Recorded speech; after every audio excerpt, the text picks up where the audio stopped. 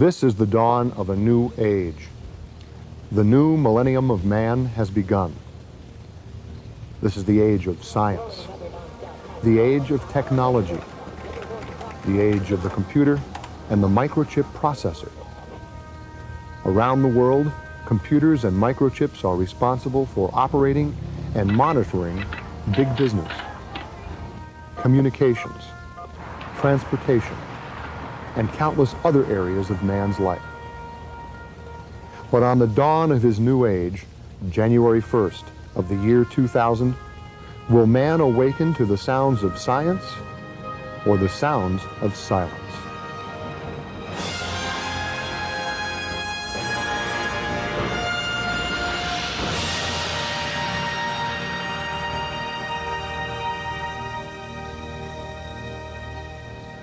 The Millennium Bug.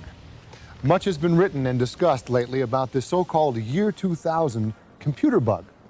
The government, financial institutions, and big business are spending millions of dollars on this computer glitch called the Y2K or year 2000 problem.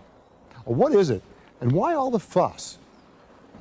The Millennium Bug, the year 2K problem, as you hear about today, stems from early programs that were written for very weak computers based on what we have today. In the 50s, when computers were first starting to be used, we had very little space in them to store data. And as a result, we looked for shortcuts. The old 80-column punch card, for example, had 80 spots to store data.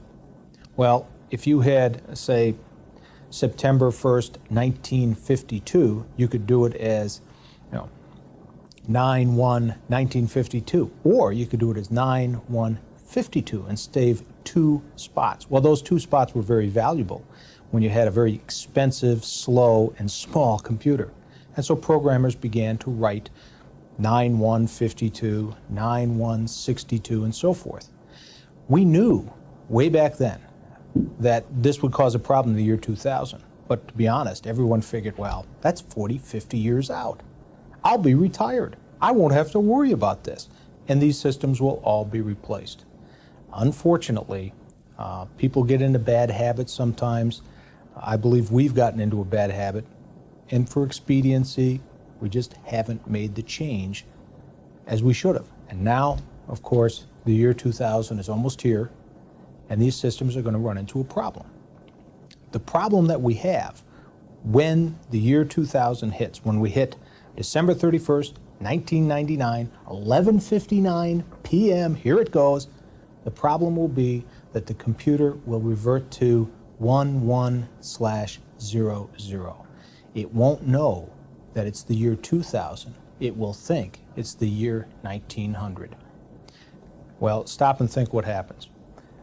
If I was born in 1960, let's say, I would subtract, to find my birth date and age, I would subtract 1960 from, say, 1999. Well, I'm 39 years old. 49, I guess. 49 years old. No problem. But what happens if I subtract it from 00? 60 from 0 gives me a minus 60. The computer doesn't know what to do with that. Well, you're minus 60 years old, so it's an error. And depending on how the software is written, the program will stop. The computer will cease execution, and everything stops. That's the year 2K problem. If you're like me, the only computer you ever see is the personal computer you bought for Christmas, hoping the kids would use it for their homework. But now the only use it gets is to play games and lately, well, to surf the net. But is it only computers and computer programs that will be affected by the Millennium Bug? The year 2000 issue, or the Millennium Bug, affects computer systems at all levels, including large mainframe computers, the mid-sized computers, and also personal computers. But also can affect systems or items that you may not think of as being computer-related. But these items or systems often contain a microchip that is embedded in the read-only memory of these systems. These are often referred to as embedded microchip processors or embedded systems. These systems can be identified by looking at items that have a time-date readout, or also that are set to react differently on weekends and weekdays or holidays. Some examples of systems that have embedded microchips can be found in your home, can be found in your businesses, or can be found all around us. Microwave ovens often contain embedded processor chips because of the fact that you can set the date and time, or you can preset when you're going to cook items. Also, vaults or elevators contain embedded chips because there's a time interval set there in between when the system has last been inspected. Streetlight systems also contain embedded chips because they are often set to react differently on weekends or weekdays or holidays. Also, pagers or key telephone systems in small offices are also examples of systems containing embedded chips. If these systems don't all act properly when the turn of the century comes about, it may not be a big problem because a lot of times it might just be a nuisance. An elevator is not going to quit working midstream. It may go to the bottom floor, the doors may remain open until it's been inspected and until its maintenance cycle has been reset. However, there are a number of embedded chip systems which may cause problems, and these need to be identified.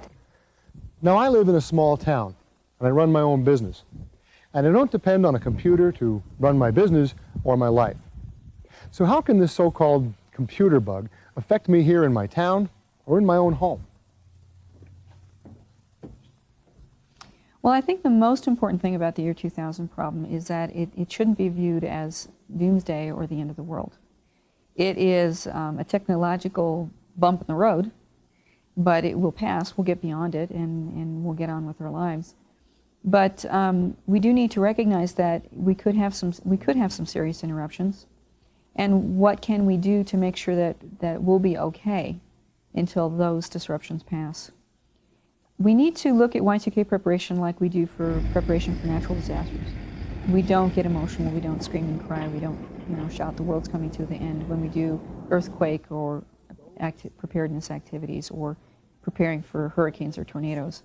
And we need to treat Y2K the same way. We know a lot of the things that we can do because we've done it before for natural disasters, and we can apply those lessons learned to taking precautions for any year 2000 problems.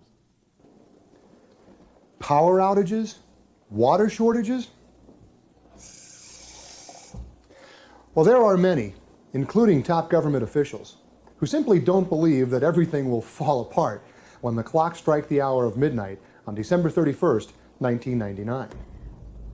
The United States government will be ready on some aspects of the year 2000. The mission-critical systems will be ready. However, some of the smaller systems perhaps will not be ready, but we're working very diligently on trying to ensure that the systems that do have the greatest impact to our country, to our economy, to our citizens will in fact be prepared. We are again working on contingency plans to ensure that those systems which are not ready will have a backup, and there will be plans in place. As part of preparing for this challenge, we have, the President's Council has identified 34 different sectors within the economy, and each one of those sectors is working within the federal arena as well as working with the private sectors to ensure that the country will be prepared. Some of these sectors include the energy sector, public works, emergency services, the different types of services that would impact you as a citizen, be it from going to the grocery store all the way up through your checks from the Internal Revenue Service or your postal service. So all aspects of your daily life will be impacted by this, and the federal government is working on that. What about our water and our power? Are state and local public utilities taking action on this problem? On the electric side, we want to go beyond, will we lose power or not, because I don't think anybody can give 100% assurance of that. I think between us and the state government and the federal government, everybody, we're trying to make sure that all the utility companies are very aware and have checked out all the Y2K. We also want to go one step further and say, what if they don't work? Do you have contingencies in place to take care of it so that we won't have any real emergencies or real problems if that occur? We look at that as part of our problem as well. Now, it's pretty easy to figure out where computers are located and how they're being used. But what about these things called embedded chips? Embedded chips have programs in them, but they're in what's called firmware. They're actually part of the chip. To correct the embedded chip, at least most of them, number one, we have to find it. Number two, we have to replace it. Many of these embedded chips are made by companies that are out of business. They've been gone 10 years. For example, in Britain, they were doing a test on the power generation system. There was an embedded chip that monitored the exhaust temperature of a diesel generator. Well, when it went to the year 2000, it tried to divide by 0 because it was looking at how long had the generator run for maintenance purposes. Well, obviously it couldn't divide by 0. This was an error, so it shut down the generator. They didn't even know the embedded chip was there. That is going to be the bigger problem, I believe. The chips themselves are fairly easy to replace. You may have to replace the whole controller, but you got to find it first, and there's so many of them. So I expect we will have some problems. I'm not a person that suggests we go back into caves. This is going to be awful. Civilization will end. But I think I would certainly try to print out your financial records on paper.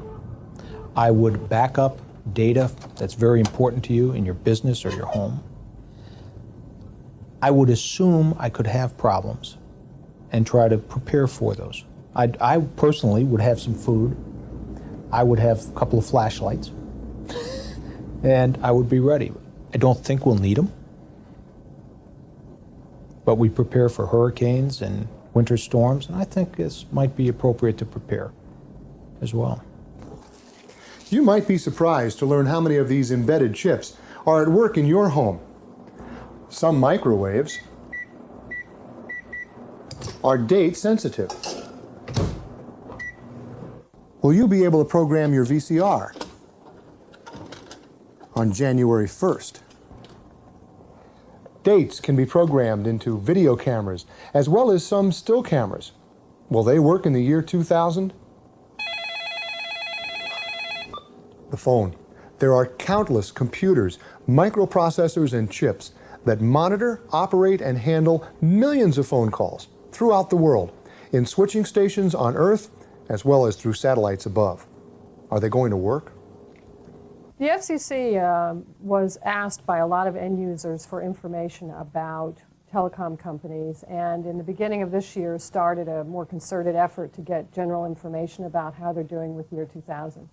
We've been doing a series of assessments and forums and roundtables with the telecommunications users and the telecom providers to get some information about it. So we have been monitoring them quite a bit. We found that most of the telecom companies, for example, at least those that are representing about 97% of the access lines in the United States, have looked at their inventory and assessed their inventory for Y2K problems and are in the process of remediating and testing that equipment both within their companies and with other companies and on the public switch network to a certain degree. The public switch network is always on. You can't turn it off. So it's very difficult to do any live testing, but there's a good deal of testing still being done. If you look around your own home, you may find other electronic equipment or systems that are date sensitive. Answering machines, clocks, even some digital wristwatches. Now, if some of these items failed to work on the first day of the new millennium, it would certainly be frustrating, but hardly the end of the world. So how can we tell if these things will work? Can they be tested? And what can we do to fix them?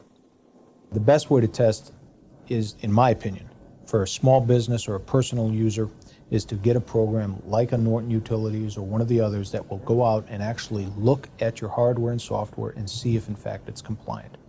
If it's not compliant, you'll know it, but you're going to have some time to fix it. The problem with going out, setting the date forward, and actually forcing the issue is, well, there are 2 or 3 problems with that. First of all, if it fails, you're done. A friend of mine tried that with his video camera. He said, gee, I wonder if this is year 2K compliant.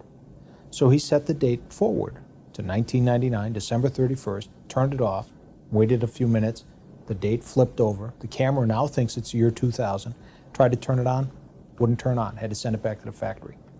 So I've got to wonder if, maybe that's the right thing to do on something that you don't need every day. I don't want to do that to my computer. I'd rather go out and see if I can find a non-invasive way to test it, and those are now available. For the electronics, for your car, for other items that might have these embedded chips in it, I think you're going to see an enormous amount of attention paid to this in the next few months. There are enormous legal problems. There have already been a couple of MRI machines that embedded chips have found to cause incorrect dosages if we go past the year 2000. You can imagine the legal liabilities that could be here. And so companies are going to work hard on this. And I think we need to be pretty aware of that. If it has a date in it, you need to check it. And many of the things you don't think have dates in it, as the generator example, do. There are billions of microchips scattered throughout the world. And even if only 0.1% of them experience a year 2000 compatibility problem, we're looking at millions of embedded chips that need to be found, fixed, or replaced. The year 2000 is nearly upon us. Will we have enough time? The President's Council on Year 2000, which was established back in February of 1998 by executive order, has a multi-purpose. It is to gauge the United States status on whether they're prepared to meet the challenge of the year 2000. They are working with the public sector as well as the private sector, and they're actually working in partnership to assess what the status is and to try to do all they can to ensure that the nation is ready. One of the things that we are doing is working with the private sector as well as the public sector, be it state governments, local governments, or federal governments, on contingency planning to ensure that we are in fact ready when the year 2000 occurs. As a part of the President's Council, another very important piece of it is the CIO Committee on the year 2000. This committee has been in existence for several years, and it is composed of all of the major government agencies and many of the smaller agencies. And they're focusing more on an internal view of what's going on within the federal government. They are working on joint solutions which we can all share. We realize we're all in this challenge together, and if we can share solutions, then that will make the job easier for everyone else. And we're also attempting to share these solutions with state governments as well as local governments and anyone else who is willing to listen. We feel like this is a challenge that impacts everyone within the United States as well as around the world. So whatever solutions we've developed, we're sharing them with the rest of the world. The states have been working on the year 2000 problem for a number of years now. First thing that we did was establish a year 2000 coordinator, somebody that could oversee all year 2000 activities. We then turned around and set up points of contact within state agencies by program. And then finally established any task forces that were necessary to handle any sticky issues. Second thing we had to ensure was to make sure that people do not inject any other problems on top of what we already have. So we set up contract language to make sure that anything that we purchased was year 2000 compliant. We also set up guidelines for our own staff, so as they develop information systems and implement technology around the state, that it's year 2000 compliant. From there, the states are taking an inventory of all year 2000 issues. They're attempting to take stock of the magnitude and the scope of the problem. Once they've got that inventory, they prioritize their activities. In particular, some activities actually had to be accomplished before the turn of the century. If you look at your driver's license, you may note that it has an expiration date past the end of the century, or voter registration. There's any number of information systems that have already been corrected ahead of the turn of the century. Once we had the prioritization, states went out, and what they've been doing the last couple of years has been fixing the problem. Now, for those of you who have a personal computer at home, you may be wondering if the Y2K bug will affect your own computer, your favorite programs, and your software. How can you be sure you're Y2K compatible? You know, if your computer's a new enough computer, if it's Pentium 2 for sure, most of the Pentium systems, they probably are compliant. You know, I wouldn't want to, tell them they are and not have them be, but basically you can go into your time and date and just see if the 2000's there. Simulate it. If you have an accounting program, maybe go into Quicken or something and set a date, into January 2000 and see if it all responds like it is. That's not going to tell you for sure it is, because you might do a quick report or something and it might not work under that part of it. But for the most part, that'll tell you if it is, if you simulate it. You can call your software manufacturers per program if you're know specifically which programs you're concerned about. As far as your computer itself, you can call the hardware manufacturer of the motherboard, ask them if it's 2000 compliant. Most of the time it will. You'll know it if you go into your time and date and just look for that year in there. If it's not there, it's not there. As far as the hardware being compliant, it might be totally compliant, but your software might not be. And like I said, unless it's a time-dated software where you're using it for finances and accounting and stuff like that, games and word processors and stuff like that aren't going to have any impact on it whatsoever. If you're like most of us, your children enjoy cruising the internet, and you and your family are finding yourselves using email more and more for correspondence. Is there a danger we can lose these capabilities in the year 2000? There are a lot of people that enjoy using the internet and surfing, looking for web pages, using email. Do I believe that they would be affected? Yes, I do. I think everybody will be affected in some way, either in preparation for the problem or in wishing they had prepared. Both from an ISP standpoint and a customer standpoint, there are steps that need to be taken in order to cover that problem. So they may not be affected from their provider standpoint, but their equipment may not be up to speed. They may have some software that could have some problems. There are steps that can be taken to remedy that, but it is a potential effect for everyone that deals with computers or businesses that use computers. Now let's go downtown and hunt the Y2K bug. Many questions have been raised regarding financial institutions, Wall Street, stocks, and funds. Of course, there's the ubiquitous ATM machine. Will it give you your money on January 1st? Well, the guiding principle in Y2K preparation has been to minimize the impact on customers. We took a four-step approach. First of all, we took a complete inventory of what we had and looked at all the systems and equipment and everything that we had to deal with. Then we went into a detection phase where we determined if there was any problem, and of course the next step is remediation, and the final step is testing. And we hope to have that testing completed very early on. All of the remediation will be completed by December 31 of 1998. Many wonder if this Millennium Bug will affect the United States Postal Service. That's a valid question. Much of today's mail is processed with the aid of computerized sorting systems. But the post office is only one branch of the federal government. What about Social Security? Will people get their Social Security checks on time? And the IRS? Will they have problems computing our taxes and returning our refunds? And Medicare? And how about national defense? What is our government doing to become Y2K compliant? The Social Security Administration has been responsible for heading up our Chief Information Officers Council Committee on the year 2000. And we have, within the federal government, used the experiences of the Social Security Administration to more or less lay the groundwork for how the rest of the federal government has been addressing their information technology issues. The Internal Revenue Service has some good news and some bad news. The good news is that they will be ready January 31st, 1999, and if you're due for a refund, you will get your refund. However, you still have to file your tax return. The tax system will be working fine. It will be able to process your forms, so don't count on missing your tax deadline. You do need to file your taxes because Internal Revenue Service will be ready. Well, I like to consider the year 2000 problem as a chain of events. In particular, we're one or more links in a chain, actually several chains.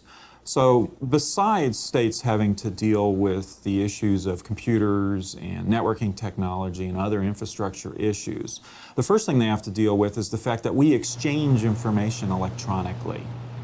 Data no longer passes by paper, it passes electronically through wires. And therefore we need to ensure that, for instance, the federal government and the states exchange information properly now that contain dates. This not only occurs between federal government and states, but also from states to local communities, and to private industry, and to the public at large. So that's the first area that states tackled. The second area that the states had to tackle in the chain is the fact that we're all dependent on others. We have suppliers. We may even have distributors.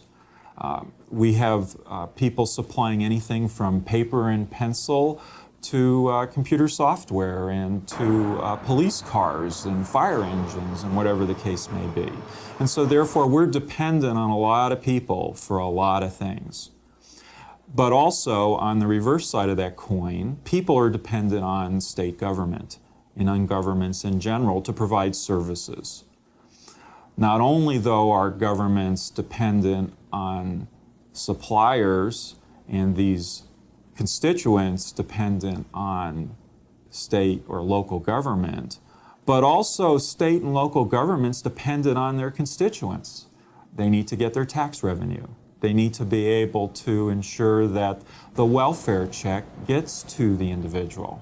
We need to make sure that people can get to work at the turn of the century. So again, we're all parts of these chains, and we all depend on one another. The next area that we have to be concerned with is the fact that throughout all these links, not only are there basic computers, but there's embedded technologies. There's what's known as the embedded chips.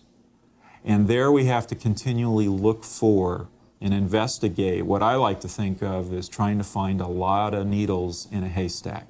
And then we have to investigate each needle and determine whether or not it has a year 2000 implication and how severe it is, and obviously remediate those that need remediation. So the states are also tackling that. Finally, we have to deal with possible year 2000 litigation. What happens if someone can't take that elevator when they walk to work that first day and they have a heart attack in the stairwell? Is anybody liable for that? What happens if a government service can't be delivered? What happens if the ambulance doesn't get to a house on time?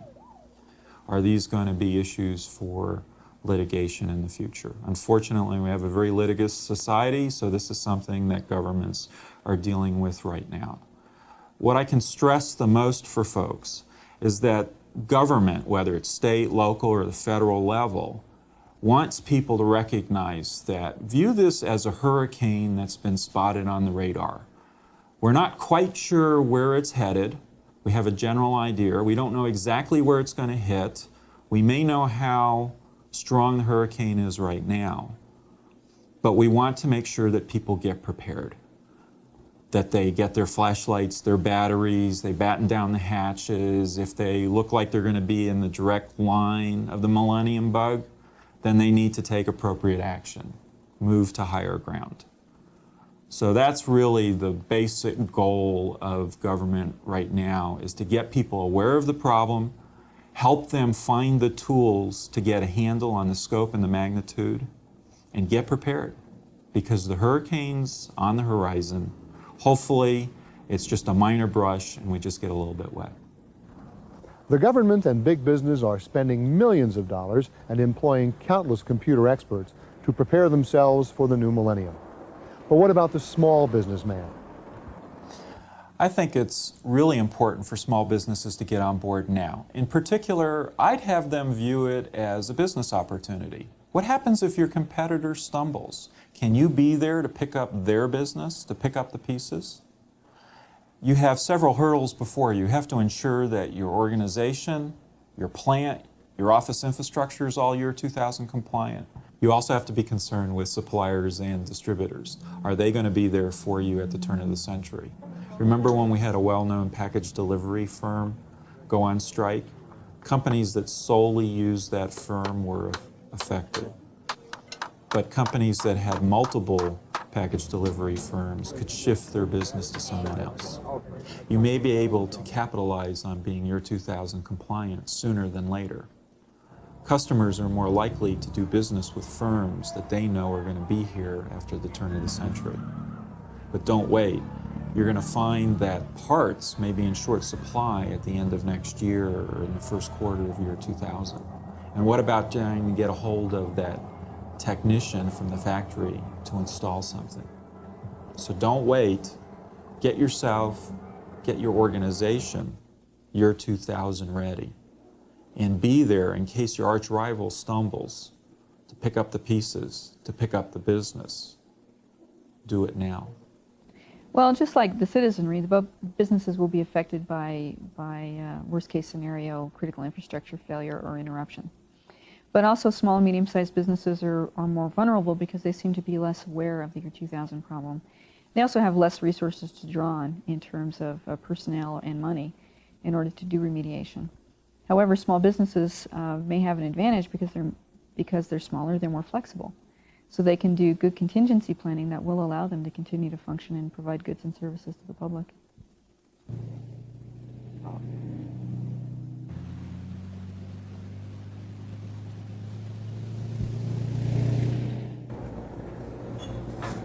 Well, you might be asking yourself, what kind of things can go wrong in a small shop? Well, let's look around. Most cash registers are date sensitive. Will they recognize the year 2000? There have already been problems reported with credit cards having expiration dates ending in 00, the 2 digits representing the year 2000. Well, some machines see the 00 as the year 1900, assuming then that the card expired 100 years ago.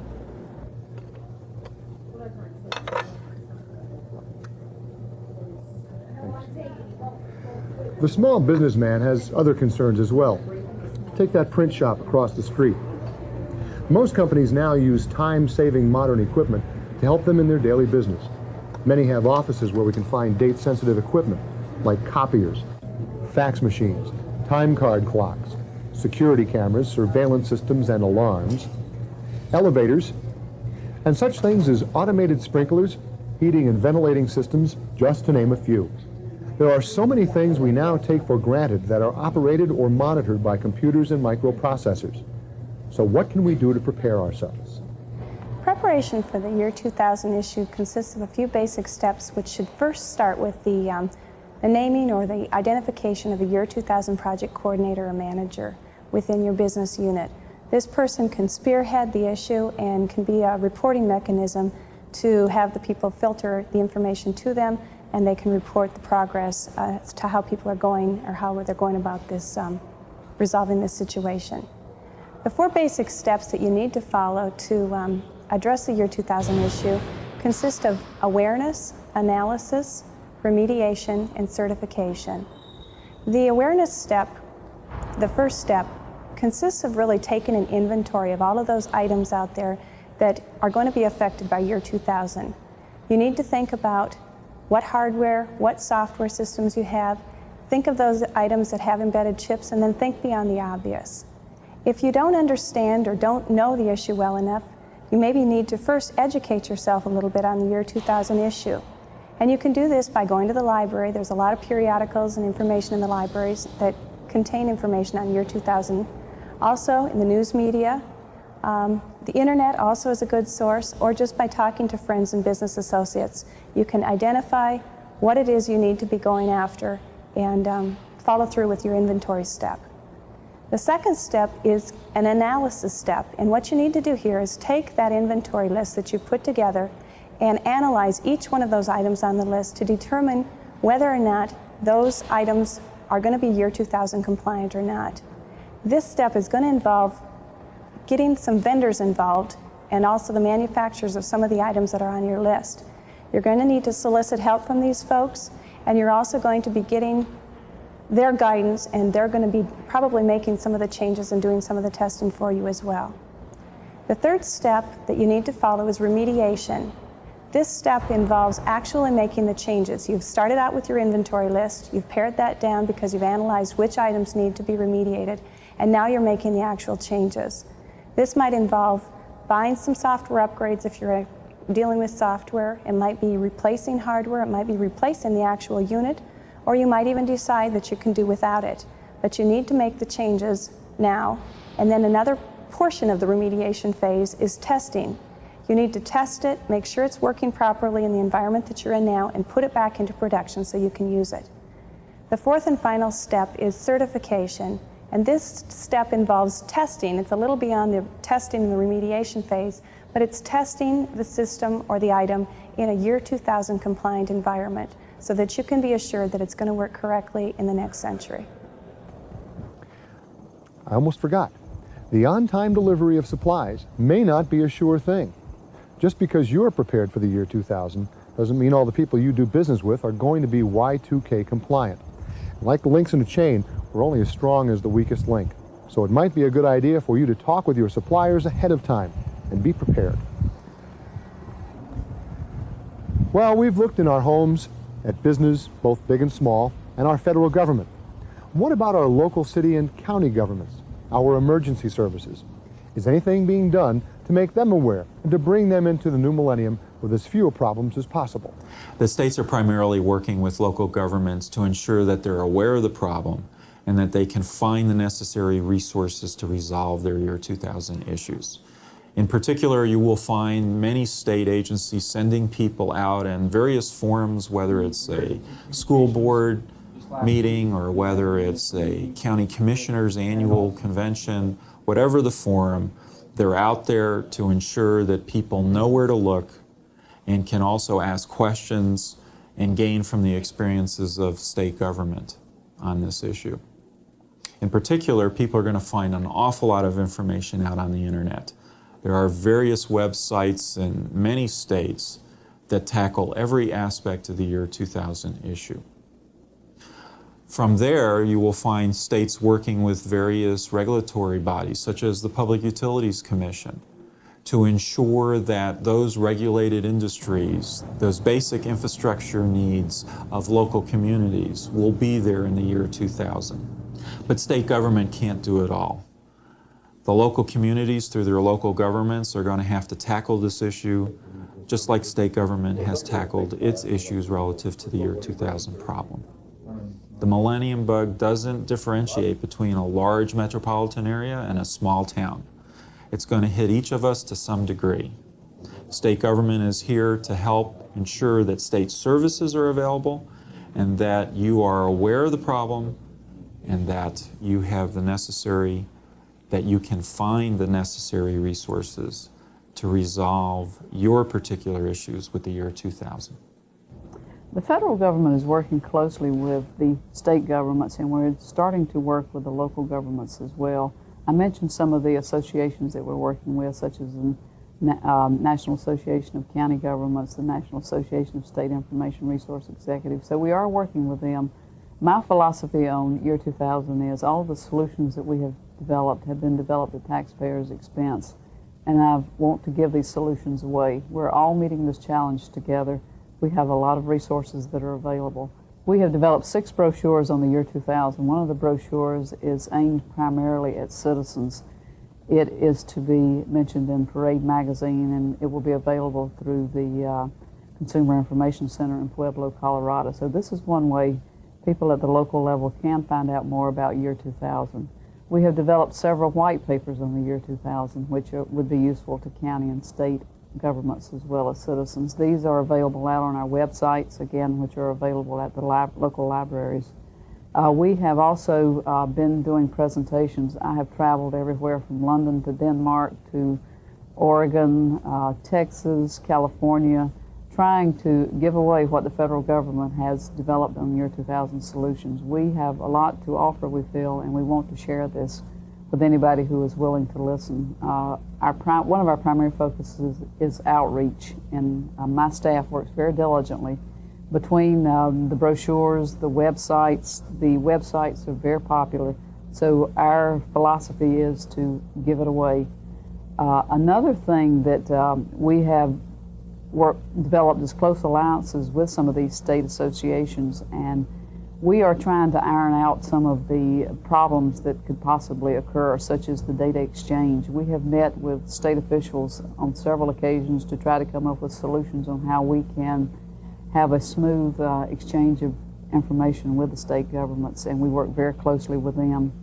We also have set up email and fax lists with a lot of the different townships, a lot of the state governments, a lot of the county governments, and we send out newsletters to these organizations, and we're trying to get down into rural America to make sure that they know what is available and what they should be taking a look at. We have also been working with the Native American community. We have done a brochure. We're going to be addressing the National Congress of American Indians in October. That's a group of 5,000 Native Americans who are coming together, and we want to make a presence there to make them aware of year 2000. So we have a lot of outreach efforts underway. We, again, feel like we have a lot to offer, and we want to share that information with anyone who is willing to listen to it. Is there anything a person like you or I can do to ensure that our own communities are prepared for the year 2000? The average person should be educating themselves about year 2000. And ironically, the best source of information is the internet. If you don't have a computer, most of us know someone who has one, or we can go to our public library and we can use the internet connections that are there. And once we get access to the information, we really need to read as much as possible about it. You shouldn't take my word for it or anybody's word about it. You really need to find out for yourself exactly what is this year 2000 problem and how could it affect you, your family, and your neighborhood. I think we need to look at this from a grassroots level. We need to make sure that we ourselves in our own home are ready to handle any kind of challenges that are thrown at us. Work with our neighbors, make sure that they are ready also, and work our way up the chain so we get our community, our town, and have conversations with your businesses, organizations, and your local government as to what are the contingency plans if we experience year 2000 problems. The invasion of the Millennium Bug is soon upon us, but we don't have to stand helpless like a cornstalk in the path of a storm of locusts. We can do much to fight this invasion. Knowledge and preparation are our best weapons. Ask questions of experts. Most towns have computer stores or consulting services who can help determine if your computer hardware and software are ready for the new millennium. Many appliances and systems can be tested right at home. Write or call manufacturers of equipment you are unsure of. And there's a lot of help at your fingertips if you're able to explore the internet. A great place to start is at www.y2k.gov.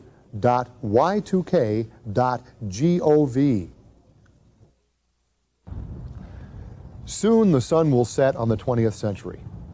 It will rise the next day on a new age of man. And in the next few months, we must look around us, in our homes, our businesses, our communities, and find the hiding places of the Millennium Bug. Now, once found, we can fix, replace, or repair the systems and software in which it may be lurking. We need to seek out experts for their advice and talk to others, our friends, community leaders, business associates. This is the type of pest control we need to rid ourselves of this computer bug. And working together, we can look forward to the dawn of a new millennium, a dawn where we will awaken not to the sound of silence, but to the sounds of science.